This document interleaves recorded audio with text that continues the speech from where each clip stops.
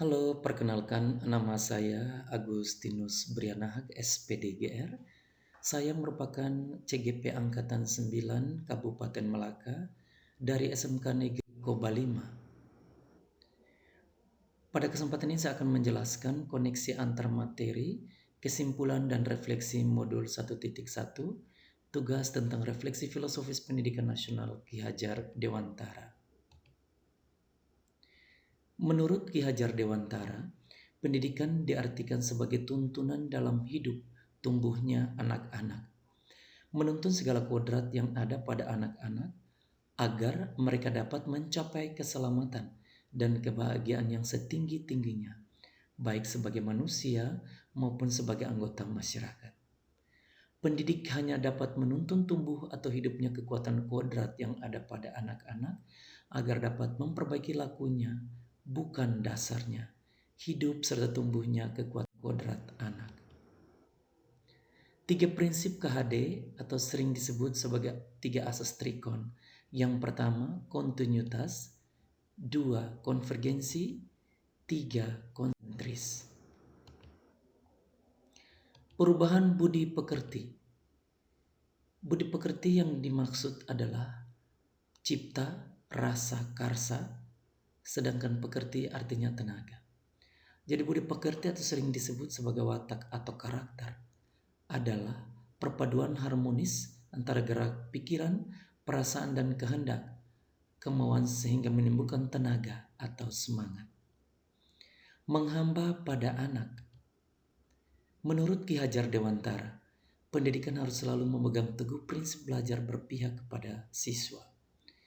Guru harus berperan sebagai seorang ayah atau ibu yang mendekati sang anak dengan suci bersih, bebas dari segala ikatan. Pandangan saya tentang siswa dalam pembelajaran di kelas sebelum mempelajari tentang modul ini. Seringkali saya melihat guru itu sebagai pusat belajar. Saya memberikan tugas yang tidak variatif. Pembelajaran lebih mengutamakan aspek kognitif dan ketercapaian KKM. Suasana belajar yang monoton dan berpusat di dalam kelas, dan juga sering memberikan sanksi atau hukuman pada siswa yang tidak mengerjakan PR atau tugas. Hal yang berubah dari pemikiran atau perilaku saya setelah mempelajari modul ini khususnya berkaitan dengan intisari pemikiran KHD. Antara lain, perbedaan antara pengajaran dan pendidikan, belajar memahami perbedaan karakter dan watak pada diri anak, memahami kodrat alam dan kodrat zaman, serta prinsip belajar dengan menghamba pada anak. Hal-hal yang sudah saya terapkan dan akan segera saya lakukan agar pembelajaran di kelas maupun di luar kelas berjalan sesuai intisari pemikiran KHD. Antara lain, menjalankan budaya 5S. Senyum, sapar, salam, sopan dan santun. Memahami siswa sebagai subjek belajar, tidak memberikan sanksi atau hukuman.